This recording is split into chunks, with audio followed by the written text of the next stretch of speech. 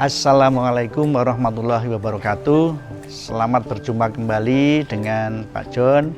Salam sehat semuanya, semoga menjadi amal ibadah. Pada kali ini Pak John akan menjelaskan mengenai tang pencabutan gigi. Dan tang pencabutan gigi ini khusus sudah dibuat sedemikian rupa sehingga disesuaikan dengan anatomi gigi. Nah, sehingga pada prinsipnya tang untuk mencabut gigi susu dan gigi dewasa berbeda. Ya, untuk tang yang gigi susu itu lebih kecil dan dibuat sedemikian rupa sehingga sesuai dengan anatomi gigi susu. Demikian juga untuk gigi permanen, tang untuk gigi permanen itu dibuat sedemikian rupa sehingga bisa disesuaikan dengan anatomi gigi orang dewasa. Ya. Kalau lebih jelasnya, mari kita menuju ke klinik pendidikan. Kak, ini tempat apa ya? Untuk gigi apa ya, Kak? Ya? Bagus, aku juga nggak tahu. Tang apa ini? Seru sih. Tang buat gigi apa ya kira-kira? Saya ya, tang gigi apa ya? Kamu tahu nggak, Kak?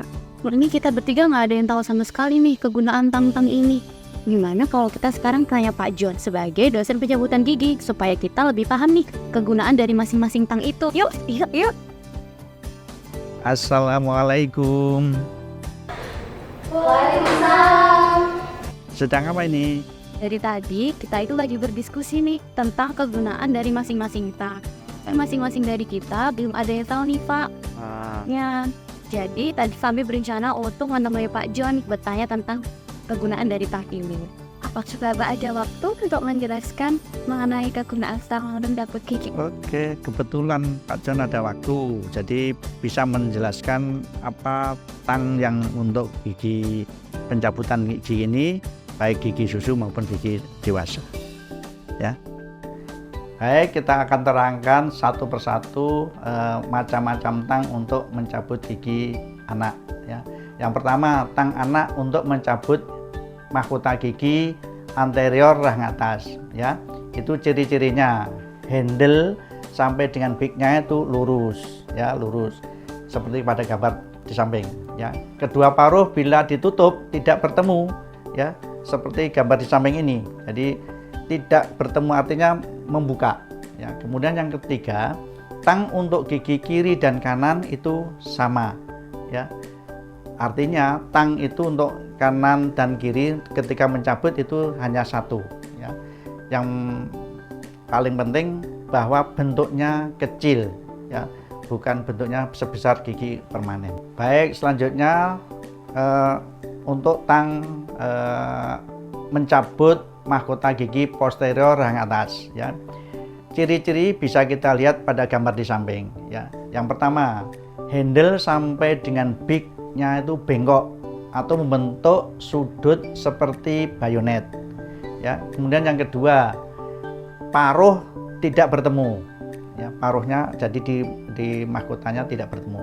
Kemudian yang ketiga, tang untuk gigi kiri dan kanan sama. Ya, kemudian yang keempat, bentuknya kecil. Oke, selanjutnya yang ketiga, tang anak untuk sisa akar gigi posterior rahang atas. Ya. Kemudian ciri-cirinya, yang pertama handle dan sampai dengan beak-nya itu seperti bentuk bayonet. Ya. Kemudian ada membentuk huruf S. Ya. Yang kedua paruh bila ditutup beda lagi, bertemu. Ya, beda dengan yang tadi yang untuk anterior dan posterior. Kalau ini bertemu. Ya. Kemudian yang ketiga, tang untuk akar gigi kiri dan kanan juga sama, hanya cukup satu tang. Ya, tentunya bentuknya yang keempat adalah kecil. Baik, kita lanjutkan pada tang untuk mencabut mahkota gigi anterior rahang bawah. Ya, ya ciri-cirinya mari kita bisa lihat di gambar samping. Ya, handle sampai dengan beak-nya itu membentuk sudut 90 derajat. Ya. Kemudian yang kedua, bila paruh ditutup itu tidak bertemu. Ya. Kemudian yang ketiga, tang untuk mahkota gigi kiri dan kanan itu sama. ya berarti cukup hanya satu tang. Ya, tentunya yang keempat adalah bentuknya kecil. Baik, selanjutnya tang anak untuk mencabut mahkota gigi posterior rahang bawah. Ya, kita lihat ciri-cirinya bisa Anda lihat di samping ini. Ya, yang pertama, handle sampai dengan beaknya membentuk sudut 90 derajat. Ya. Kemudian kedua paruh bila ditutup tidak bertemu. Kemudian ketiga, kedua paruhnya itu berlekuk-lekuk, lihat di gambar ini. Ya. Kemudian tang untuk mahkota gigi posterior kiri dan kanan sama. Ya. Tentunya yang kelima ini sama dengan yang lain, bentuknya kecil. Baik, kita lanjutkan. Yang terakhir bahwa tang anak untuk mencabut akar gigi sulung rahang bawah. Ya. Ciri-cirinya, yang pertama, antara handle sampai dengan beaknya tetap 90 derajat. Ya. Kemudian kedua paruhnya atau beaknya bila ditutup berbeda lagi. Ini bertemu, ya bertemu. Kemudian tang untuk akar gigi kiri dan kanan juga sama.